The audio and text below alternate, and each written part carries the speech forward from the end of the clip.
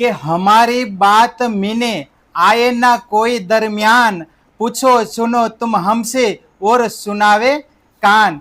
કે મોહમ્મદ સાહેબ ની જે વાત કરવા માટે બધા મોમીનો ગયા હતા ઔરંગઝેબ રાજાને, તો ઔરંગઝેબ રાજાને કહ્યું કે અમારે અને તમારી વચ્ચે કોઈ આવવું જોઈએ નહીં, તો જ કે સાચા પરમાત્માની ઓળખાણ થાય. અને જો આપણી બંનેની કોઈની વચ્ચે કોઈ આવે તો ત્રીજો ભંગ પાડી દે. એટલા માટે કીધું કે તમારી અને અમારી વચ્ચે કોઈ આવવું ન જોઈએ. ઔરંગઝેબને કીધું કે ફેર મોમિનો સે પૂછ્યા કछु ઓર કહો સબબ, तुम्हें तो कहा सुनाया हमें नाही मुर्दा કા મતલબ. ત્યારે ઔરંગઝેબ રાજાએ કીધું કે હજી કંઈક તમે સુનાવો, કંઈક કહો, તમારે કાંઈ જોતું છે એ કે? તો કે અમારે આ તોફાની દુનિયાની કોઈ પણ વસ્તુની લાલચ નથી. કેમ કે અમારે કઈ પણ વસ્તુ આ છે આ દુનિયાની એ બધી નાશવંત જ છે કે, તો અમે આની કરી હું એ કે તમે આપી ગયો, તો અમે તો ફક્ત એક અલ્લાહ તાલા મોહમ્મદ સાહેબનો સંદેશો તમને દેવા માટે આવ્યા છે. તો અહીંયા શું કરવા આવ્યા છે? એક જ શ્રી કૃષ્ણ પરમાત્માનો સંદેશ દેવા માટે આવ્યા છે. પણ આપણે જગતની અંદર તો જોઈ છે બધું કે પરમાત્મા નામથી ઘણાય પૂંજાય છે. શિવ ભગવાન, વિષ્ણુ ભગવાન, બ્રહ્માજી, દેવી દેવતા બધાય માને ને, હવની રીતે હવ મનની મોખે ચાલે છે. પણ શ્રી કૃષ્ણ અર્જુનને જ્યારે કહે છે, હે અર્જુન તારા મનની મોખે ન ચાલે, કે પરમાત્મા એવી રીતના ક્યારેય મળે નહીં. કેમ કે પૂજા પાઠ કરતા બાપ દાદા આખી જિંદગી વહી ગઈ, તો એને ન મળે તો આપણે મળી જાય. તો પછી પદ્ધતિ ફેરવવી પડે. શું કરવી પડે? જો મળવાતા તો એને બધા મળી જવાતા, અને એને નથી મળ્યા તો આપણે એની જ કરી છે. શું કરી છે? આપણે ફેરવું નહીં. એ અગરબત્તી કરતા હતા તો એનું જોઈને આપણે કીધું હાલો આપણે અગરબત્તી કરીને કામે જાય. પણ એવી પરંપરા ક્યારે હકાય નહીં. કેમ કે પરંપરા કેવી હોવી જોઈએ? તો સત્યતા વાળી હોવી જોઈએ. કેવી હોવી જોઈએ? તો સત્ય હોય ને ત્યાં બધું આપણી નજરે આવતું હોય. કેવું હોય? કે પ્રત્યક્ષ આપને સમજાતું હોય. પણ તમને કાંઈ સમજાય? અગરબત્તી કરી, ધૂપ દીવા કર્યા, શું સમજાણું તમને? એમાં કોઈ વસ્તુ સમજાણી નહીં. ત્યારે અર્જુન અને શ્રી કૃષ્ણ વચ્ચે વાતચીત થાય છે, તો અમારે કેવી રીતના પૂજા હોવી જોઈએ કે?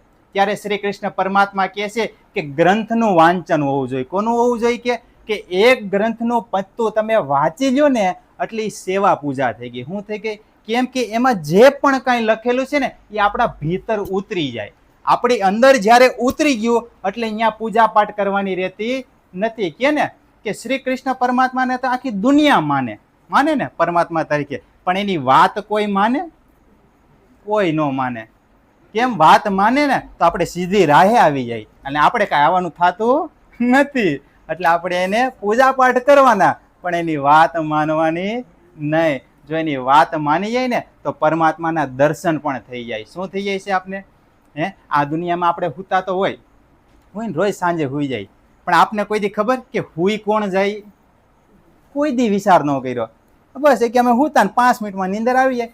પણ એમાં કઈ એવી ઇન્દ્રિય છે તો આપણે નીંદર આવી જાય છે? કોઈ દી તેની પણ આપણે સમજ લગાવી નહીં. આપણે રાત દિવસ કામ ને કામ કરવાનું છે, ચોક્કસ છે, પણ એમાં મગ્ન રહેવાનું એ ચોક્કસ નથી. કે હું એટલે કીધું ને કે કોઈ પણ ઝીણી ઇન્દ્રિયો છે ને આપણા તનની અંદર, એ કયું કામ કરે છે, કઈ રીતની ચાલે છે ઇન્દ્રિય, એની સમજ તો લગાવો.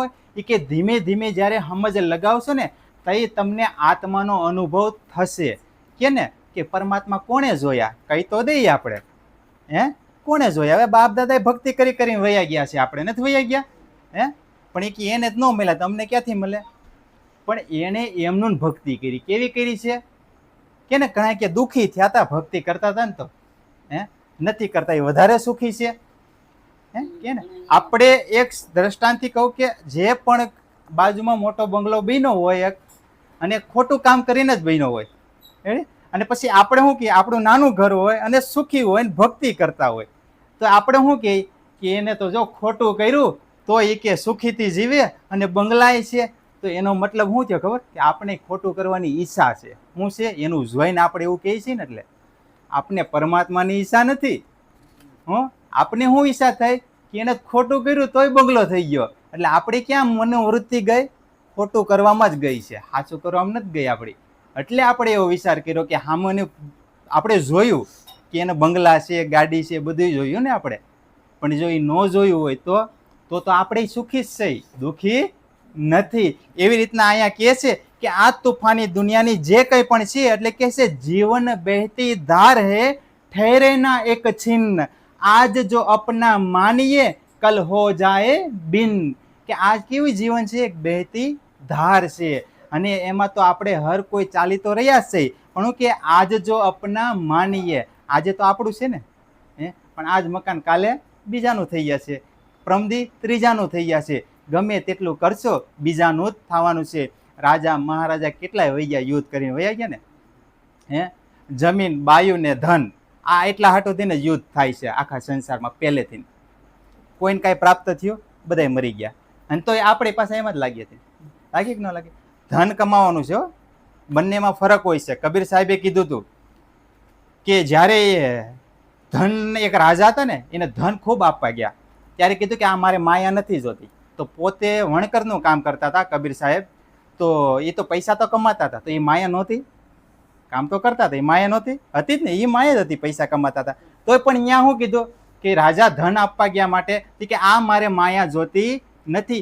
એમ કીધું કે અધિક મારે જોતું છે એના કરતાં અધિક થઈ જાય ને, એને માયા કહેવામાં આવી છે. કેને આવી? કેમ કે એમાં પછી હું રચો પચો રહું ને, મને કાંઈ પછી ભક્તિ કરવાની શુદ્ધ બુદ્ધ વહી જાય ને, મને હું કામમાં જ લાગ્યો રહું. પણ એટલે એમ કીધું કે હે પરમાત્મા, મુझे इतना दीजिए मैं भी भूखा न रहूं અને સાધુ ભી ભૂખા ન જાય.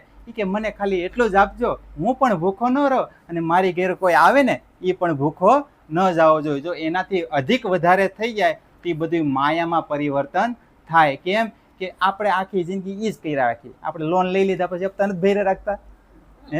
ફોન આવ્યા રાખે ભાઈ હપ્તો ભરો, બાઉન્સ થઈ ગયો હોય તોય. કેમ કે એક પ્રગતિ તો થઈ ગઈ ને ચાલુ માયા પૂરતી, ધીમે ધીમે. તો આ વસ્તુ એવી રીતના છે. એટલે એમ કે છે અધિક થઈ ગયું તો આપણે દુઃખી થવાના સહી. જે પણ કાંઈ છે તો ભક્તિનું કાર્ય કરીને પછી બધું કાર્ય કરો, એમ કીધું છે. શું કીધું છે? તો તમને પછી જે માયાનું કાર્ય કરીને એ આપને પ્રત્યક્ષ રૂપે બધું દેખાય કે કયું સત્ય કાર્ય કરવું અને કયું આપણે ન કરવું. એટલે કીધું કે માયા રંગબેરંગી હે, પલ પલ બદલે ભેસ, જો ઉસસે દિલ જોડ લે તો ભૂલે અપના દેશ. કેવી માયા છે? પલ પલ રંગ બદલે છે. અને આ માયા સાથે કોઈ જો દિલ લગાવી લે ને તો પોતાનો દેશ એટલે આપણું પરમધામ ભૂલી જાય છે. એ કે એને યાદ આવતું નથી. એટલે કે છે માયા ઠગની ઠગ રહી, દિન દિન બઢતી જાય, સાધુ કી સંગત બિના કોઈ ના બચ પાએ. કીધું ને કે માયા પ્રતિદન વધતી જાય છે. એક છોકરો થયો, બીજો છોકરો થયો, પછી એના પાછા છોકરા થાય. માયાનો વિસ્તાર જ થાય છે આખો. નથી થતો એવું ને, એટલે એનો મતલબ એવું નથી લગ્ન નહીં કરવા હો. હા, પણ આ એક સમજાવવા માટે કહે છે કે માયા આવી રીતના વિસ્તાર વધારે છે. આપણે તો સંસાર તો માંડી દીધો, ઘણા સાધુ સંતોને સંસાર હતો જ, પણ એમાં નહોતા રહેતા. હું છોકરાની રીતે એની રીતે શિક્ષા આપતા. કેવી શિક્ષા આપતા? ભક્તિની શિક્ષા આપતા. કેવી આપતા હતા? એને કોઈ ઓલી બીજી શિક્ષા ન આપતા જતા. એટલા માટે એનો સંસાર વ્યવસ્થિત સુખીથી હાલતો હતો. ભક્તિની શિક્ષા આપતા ને, આપણે આ સ્કૂલમાં ભણવા જાય છે ને, બધાય જાય છે, જાય ને, પણ અહીંયા કઈ શિક્ષા આવે? એવી રીતના વાત કરે છે કે એ બધું કાંઈ કામનું નથી, છતાં પણ આપણી માથે આવે છે. એટલે કહે છે કે કામ કેવું કરો કે આપણા જીવનમાં જે આવતું હોય. તો ગ્રંથ છે ને એ આપણા જીવનનો છે ગ્રંથ. કેવો ગ્રંથ છે? આપણા આત્માને પરમાત્માનો ગ્રંથ છે. તો એ જ્યારે ઉતરે ને એટલે સંસારનું તમામ વસ્તુ સમજાઈ જાય. અને કે ને કે પૈસા કમાવા માટે શું કરવું પડે? ભણવું પડે. તો હું એમ કહું છું ગ્રંથ વાંચો ને તોય તમે પૈસાવાળા થઈ જાઓ. એમાં પૈસા કમાવાનું હતે નહીં લખેલું છે કે કેવી રીતના દોલત કમાવાય છે, પણ આપણે ઊંધારવાળા ચડી જાય પૈસા કમાવા હાટું. પણ નહીં, પરમાત્માના સત્ય કાર્ય ઉપર હાલીને પણ પૈસા નીતિ નિયમથી બને છે. એટલે કીધું કે મન મંદિર મેં શ્યામ બસે, ઢૂંઢે બહાર લોગ, ઘર કી બાત ન જાનીએ, ફિરતે જગ મેં રોગ. મન મંદિરમાં શ્યામ બસે છે અને આપણે ક્યાં ગોતી છીએ? બહાર. મને કોક દેખાડી ગયો તો, ભીતર બેઠા છે પણ છતાં પણ આપણે કહીએ છીએ મને કોક દેખાડી ગયો તો. અને શું કીધું કે ઘર કી બાત ન જાનીએ. આ વાણી આવી ને એ ક્યાંની વાણી છે? આપણા ઘરની વાણી છે. કેની વાણી છે? આપણે જ્યાં આપણે હતા ને પરમધામની અંદર, જ્ઞાની આ વાણી આવી છે. એટલે એમ કીધું કે ઘર કી બાત ન જાણે અને જગ મેં ફિરતે રોગ, એ કે પછી જગમાં કઈ રીતે જીવે કે હું દુઃખી છું, માથે વ્યાધિ ઉપાધિ છે, એવો રોગી થઈને જગમાં ફરે છે અને ઘર કી વાત સમજતા નથી. એટલે કીધું કે નામ બિના સબ શૂન્ય હૈ, ચાહે ગ્રંથ હજાર, મન મેં જો જાકે નહીં, અંધા સો વ્યવહાર. કીધું ને કે નામ વિના સબ શૂન્ય હૈ. નામ તો આપણે લેવું જ પડશે. પરમાત્માનું જે સત્ય નામ છે ને એના આધારે જ આપણી જિંદગી હોય છે આખી. અને એવું સીધું કે ગ્રંથો લાખો વાંચી ગયો ને, ગ્રંથ વાંચીને શું થઈ જાય? વાંચી તો મને આવડે ઘણું બધું, પણ કઈ કામનું? કઈ કામનું નહીં. કેમ કે મારી અંદર સત્યતા ન આવે ને ત્યાં લગીને કઈ વસ્તુ કામની નથી. એટલે કીધું કે મન મેં જો ઝાંકે નહીં. આપણા મનને ક્યારે પૂછ્યું હું બધું જે કાર્ય કરું છું એ સત્યતા વાળું કરું છું કે જૂઠું કરું છું? ક્યારે હવારમાં ઉઠ્યા એટલે આપણે ભાગદોડ ચાલુ થઈ જાય, કેટલી સત્યવાળી જિંદગી જીવા આખો દી આપણે, અને કેટલી જૂઠમાં વ્યતીત કરી એનો આપણે હિસાબ કિતાબ પણ લગાવતા નથી. અને જ્યારે લગાવશું ને ત્યારે આપણી આત્મા જાગૃત થઈ જશે પૂરેપૂરી. એટલે કીધું કે સાચ બરાબર પ્રેમ નહીં, પ્રેમ બરાબર ધર્મ, જહાં દયા કા દીપ જલે વहीं ઉતરે કરમ. કીધું ને કરમ ક્યાં ઉતરે? જ્યાં દયાનો દીપ હોય ને ત્યાં કરમ ઉતરે. અને દયા પાછી બધે ખાવી નહીં. દયા જો સીતાએ ખાધી તો મોટી આફત આવી. હું કીધું દયા ખાવાની જરૂરી છે. હું બંને વાત સમજાવું છું.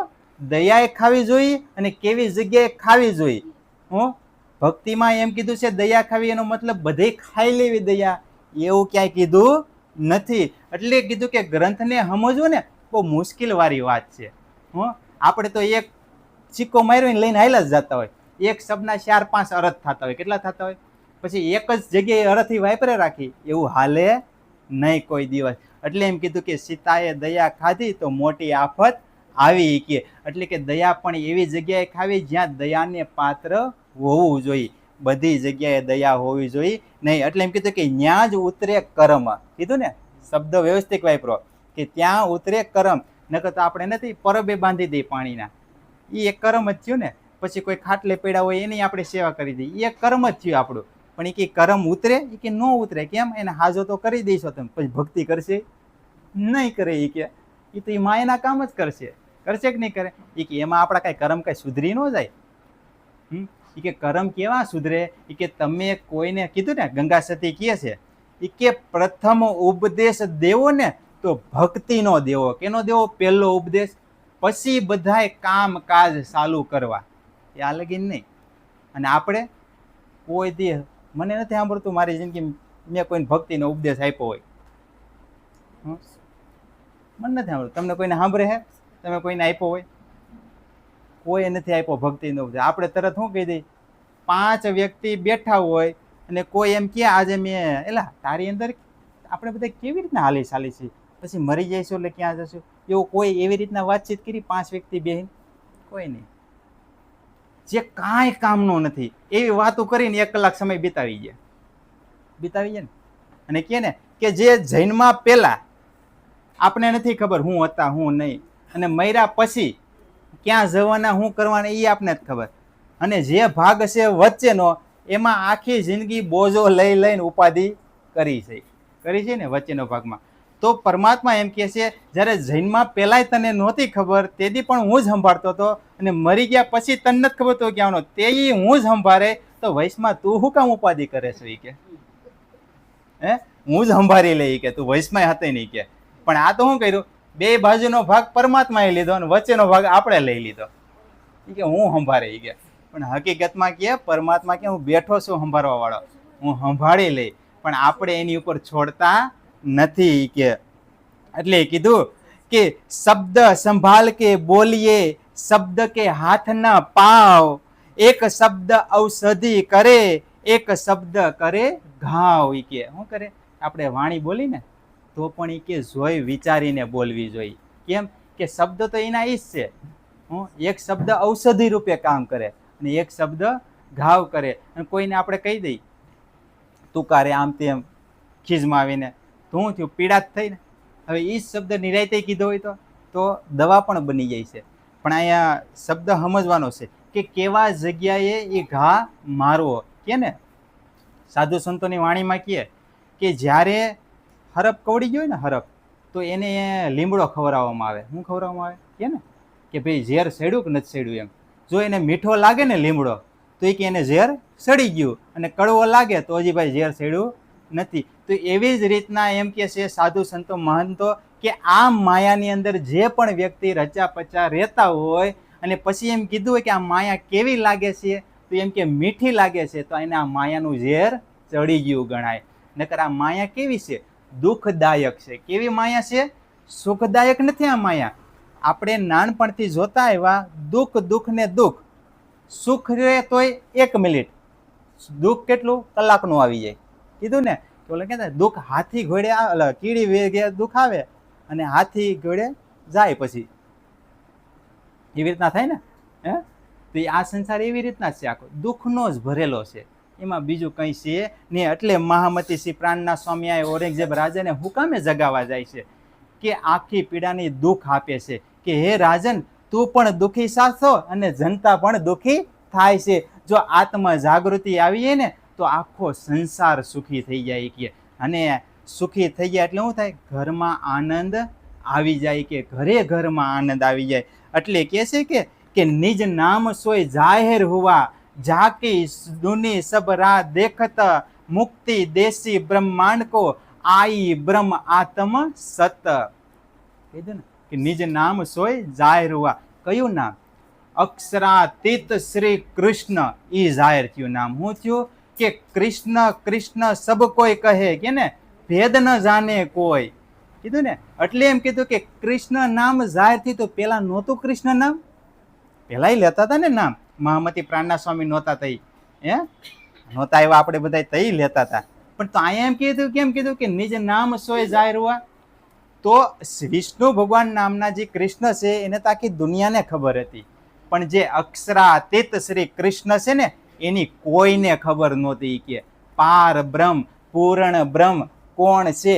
ઉત્તમ પુરુષ અન્ય હિ, ગીતામાં એમ કીધું છે. તો એ કોઈને ખબર હતી નહીં. એ આપને ઓળખાણ કરીને અહીંયા બતાવે છે. એટલે કીધું કે નિજ નામ સોય જાહેર હુआ. એટલે એમ કીધું કે કૃષ્ણ કૃષ્ણ સબ કોઈ કહે, ભેદ ન જાણે કોઈ. એક કૃષ્ણ વૈકુંઠના, દૂજા હે ગવલોક, ત્રીજા ધામ અખંડ કા, પુરાણ કહે વિવેક. કે બધાય ગ્રંથમાં છે લખેલું, પણ આપણી બુદ્ધિમાં આવતું નથી. એટલે આપણે શું કર્યું ખબર છે? બધું એક જ છે. ગ્રંથને સમજો ને જરાક, તો આ સંસારમાં ભગવાન, ઈશ્વર અને પરમાત્મા 3 નામ આપ્યા. કેટલા નામ આપ્યા છે ગ્રંથની અંદર? અને દુનિયામાં જો કહેવામાં આવે આ ત્રણેય એક કે અલગ, તો શું કહે? એક જ છે બધું. શું કહે? ઊંધિયું કરી નાખ્યું. શું કરી નાખ્યું? એક જ છે. પણ નહીં, મહામતી શ્રી પ્રાણના સ્વામી કહે ત્રણેય અલગ છે. શું છે? ઈશ્વર છે ને એ આદિ નારાયણ છે. કોણ છે? એટલે એમ કીધું કે નાહી ઈશ્વર નાહી મૂળ પ્રકૃતિ, તાદિન કી આપા બીતી, નિજ લીલા બ્રહ્મ બાલ ચરિત્ર, જાકી ઈચ્છા મૂળ પ્રકૃત. શું કીધું? કે નાહી ઈશ્વર નાહી મૂળ પ્રકૃતિ. જેદી આદિ નારાયણ નહોતા, આ પ્રકૃતિ નહોતી, એ પેલાની હું તમને હવે વાત કરું. એ કે કેની વાત કરું? એમ કહે છે. શું કહે છે? ઈશ્વર નહોતા. એટલે એમ કીધું કે ઈશ્વર કોને કીધા? તો આદિ નારાયણ છે ને એને ઈશ્વર કીધા. ભગવાન કોને કીધા? તો અક્ષર બ્રહ્મ છે ને એને ભગવાન કીધા. અને પરમાત્મા ઉત્તમ પુરુષ કોને કીધા? તો અક્ષરાતીત શ્રી કૃષ્ણને કીધા. કોને કીધા? તો અક્ષરાતીત શ્રી કૃષ્ણનું નાનું મન અક્ષર ભગવાન, અક્ષર ભગવાનનું નાનું મન અહંકારનું સ્વરૂપ આદિ નારાયણ, અને આદિ નારાયણના 3 ગુણ બ્રહ્મા વિષ્ણુ મહેશ. એનાથી નીચેના જે પણ દેવી દેવતા છે એ બધા ઇન્દ્ર દેવના આધીન છે. આ રીતની આખી લીલા છે. પણ આપણે આજ દિન લગીન સુધી સમજમાં આવી નહીં. આપણે કહીએ ને કે દેવી દેવતાની ભક્તિ તો કરવી જ પડે, તો દેવી દેવતાની ભક્તિ કરવી પડે, તો દેવી દેવતાનો રાજા કોણ? તો કે ઇન્દ્ર. કોણ કે? ઇન્દ્ર કે ને. તો આપણે બધા શ્રી કૃષ્ણ લીલા તો જોઈ જઈશે ને. તઈ જ્યારે શ્રી કૃષ્ણ લીલાની અંદર ગોવર્ધન પર્વતની પૂજા કરવામાં આવે ત્યારે ઇન્દ્રકોપ થાય. શું થાય છે? વરસાદ વરસાવે ને ગોવર્ધન ઉપર, ખૂબ. તારે ઇન્દ્ર એટલે ક્રોધિત આવીને વરસાવે છે. તઈ ત્યાં શ્રી કૃષ્ણ બાલ સ્વરૂપમાં કહે છે કે તમે ઇન્દ્રની કેમ પૂજા કરો છો? આપને પૂજા છોડાવવા માટે કીધી હતી. શું કીધી હતી? ત્યાં એ રીતનું વર્ણન સમજવા જેવી વસ્તુ છે. કીધું કે તમે ઇન્દ્રની કેમ પૂજા કરો છો? એ કે એનું તો કર્તવ્ય છે વરસાદ વરસાવવાનું બધું નિયમિત કહું. એને તો મેં કે કામ હોપેલું છે, એની પૂજા કરો કે ન કરો કાંઈ ફરક ન પડી. કે તો પછી શું કે તો શું કરવું જોઈએ? તો ગોવર્ધનની પર્વતની પૂજાની વાત કરી. કેમ કે ઇન્દ્રકોપને ખબર, ઇન્દ્રદેવને ખબર પડે ને એટલા માટે. તો પર્વતની પૂજા કરાવી ને તો ઇન્દ્રદેવ ક્રોપિત થયા અને વરસાદ વરસાવી દીધો.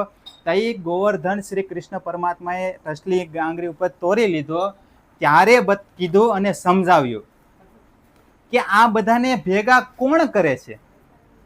ઇન્દ્રદેવના દ્વારા આપને સમજાવ્યું કે આ બધાને ભેગા કોણ કરે છે? તો અહીંયા દેખાડ્યું ને, શ્રી કૃષ્ણ કરે છે. એક પર્વતની હેઠે લઈ આવ્યા ને, કોઈને અલગ અલગ રહેવા દીધા શ્રી કૃષ્ણએ? નહીં.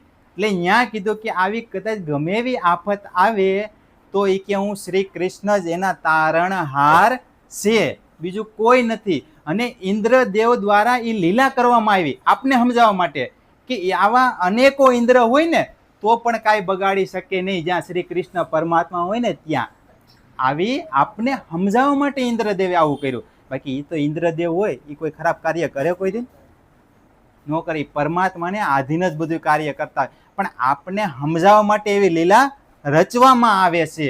એટલે કહે છે કે હવે માયાનો જે પામશે પાર, તારતમ કરશે તે વિચાર, અને બ્રહ્માંડ માહે તારતમ સાર, એને ટાળ્યો સૌનો અંધકાર. હવે આ માયાનો જે પાર પામશે, એટલે પાર એટલે જે અક્ષરાતી શ્રી કૃષ્ણની ભક્તિ કરશે એ જ આ માયાને ઓળખી શકશે. બાકી તો આવો ને જાઓ ગમે એટલા, કંઈ તમને સમજાય છે નહીં કે ને. અને સમજવા પૂરતું હું તમને કહું, હું અહીંયા લાખો બોલું, લાખો વાત કરું, મારી વાતોથી તમે પ્રભાવિત થઈ જાઓ, એનાથી તમને પરમાત્મા પ્રાપ્ત થશે નહીં. તમને પરમાત્મા ત્યારે જ પ્રાપ્ત થશે જ્યારે તમે સ્વયં કાર્ય કરશો. ત્યાં લગીને તમને પણ કાંઈ ફાયદો થવાનો છે નહીં. હું તો અહીંયા કહી દઉં આ રીતનું કાર્ય કરો એમ, હું તો કરતો રહે કાર્ય, પણ તમે બધા ઘરે હવની રીતે હવૈયા કામમાં લઈએ, કાર્ય ન થયું તો એને કઈ રીતના દર્શન થાય? ભાઈ મહામતીશ્રી પ્રાણના સ્વામી કહે ને કે 5 પાંડવ શ્રી કૃષ્ણ સાથે હતા, એ વૈકુંઠ ધામ ન લઈ જઈએ ગયા, શ્રી કૃષ્ણ હારે જ હતા. ત્યારે મહામતી પ્રાણના સ્વામી કહે હું તો તમને જગાવવા માટે આવ્યો જ છું, પણ જાગવું તો તમારે જ પડશે, ભક્તિ તમારે જ કરવી પડશે, બળ તમારે જ કરવું પડશે. હું તો તમને ખાલી સંદેશ વાહકની જેમ સંદેશ દેવા જ આવ્યો છું. કાર્ય તો તમારે જ કરવું પડશે. અને જો નહીં કરો ને તો પરમાત્માના દર્શન પણ નહીં થાય. જેમ 5 પાંડવને વૈકુંઠ ધામ ન લઈ જઈએ ગયા ને શ્રી કૃષ્ણ, એમ આપણે પરમધામ નહીં લઈ જઈએ ગયા. કેમ કે આપણે બળ કરતા જ નથી. તો પરમાત્મા તો શું કરે? એને તો આવીને બળ કરી દીધું ને, વાણી આપીને એક એક પોઈન્ટનો વાત સમજાવી દીધી. જે આજ દિન સુધી કે ને અહીંયા કે સતબાની નામ કેતી લેવું, આ ખાસ ધ્યાનથી સાંભળજો બધા. શું કહે છે કે સતબાદી નામ કેતી લેવું, કઈ હુએ તરણ તારણ, સત ન છોડ્યા કઈ દુઃખ સહે, સો યા દિન કે કારણ. એ કે આ સંસારની અંદર સતવાદી એટલે મોટા મોટા ઋષિ મુનિ કેટલાય થઈ ગયા, એ કે સત્ય ઉપર હાલવા વાળા, પણ કે હુએ તારણ હાર, તૈરા હતા ને અને તારવાની કોશિશ પણ કરી બધાને, પણ છતાં પણ એ પોતે પાર પરમધામ પહોંચી હૈગા નહીં. કે અને સત ન છોડ્યો કઈ દુઃખ કહે, કેટલું દુઃખ સહન કર્યું. રાજા હરિશ્ચંદ્ર સત્યને ખાતર વેસાઈ ગયા, ખબર છે ને, આપણે બધાય કથા સાંભળી. સત્યના ખાતર કેટલું દુઃખ સહન કરવું પડ્યું. 5 વર્ષનો બાળક ધ્રુવ કેટલું સહન કરવું પડ્યું, પણ છતાં પણ એમ કહે છે કે અખંડ પરમધામની કોઈને શુદ્ધ થઈ નહીં. કે એટલું દુઃખ સહન કર્યું ને તો પણ. અને આપના એ પલમાં વગર દુઃખ સહન કરે બેઠા બેઠા પરમધામની ગંગા વહાઈ દીધી શ્રી પ્રાણનાજી મહારાજે. અને છતાં પણ આપણે પેઠી થારી મેલી ને એટલે માથેથી વયું જાય છે. એની જેમ દુઃખ સહન કર્યું હોત ને આપણે રાજા હરિશ્ચંદ્રની જેમ, ધ્રુવની જેમ, તો ખબર પડત કે પરીક્ષા લીધી હોત ને તમે કેટલાક સત્યવાદી છો. અત્યારે તો એવું છે નહીં સત્યવાદી કેવું છે, તો એ આપને ખબર પડે કે કેટલું કઠિન છે. પરમાત્મા પાસે પહોંચવું. તો આપણે અહીંયા સરળ ભાષાથી પૂરેપૂરી વાત સમજાવી દીધી ને, એટલા માટે આપણે હું તમને સમજાવી ગયો છું ને તમે પણ આ વાણી સમજી શકો છો સરળ ભાષાથી. નકો તો એ સતવાદી તો કેટલા, એટલે કીધું ને કે જોગારમ કઈ દે ધરે અને નવનાથ જાય બેચ વન સિદ્ધ 84 ઓર કઈ જોગી શોભી કારણ્યા દિન. નવનાથ થઈ ગયા ને આપણે જુનાગઢમાં, એ કેના માટે? એ કે આ દિવસના કારણે જે જંગલમાં તપસ્યા કરતા હતા, એ કે નવનાથ કે આ વાણી અમારા થકે ઉતરી જાય પરબ્રહ્મ પરમાત્માની, પણ છતાં પણ ઉતરી નહીં, અને એ વાણી પલમાં આપને સમજાઈ ગઈ. આપણે એટલા ધન્યશાળી સમજો કે એને તપસ્યા એટલી કરી તો એને પ્રાપ્ત નથી થયું. અને આપણા હાથ દુખે, પગ દુખે, કમર દુખે, માથું દુખે, કોઈ પણ દુખે, તો આપણે તપસ્યા નથી કરવી પડતી. કરવી પડી? બેઠા બેઠા શાંતિથી આપણે એ જ્ઞાન સાંભળી છીએ, જેને એને સાંભળવું હતું એ મળ્યું નહીં. એટલે કહું છું, આપણા ઘરમાં વાણી હોય ને અને આપણા ઘરમાં ગઈઢિયા હોય ને, એને બધી ખબર હોય. ન ખબર હોય એમ નહીં, પાસે બેસીને જરાક પૂછો ને તો બધી ખબર પડે.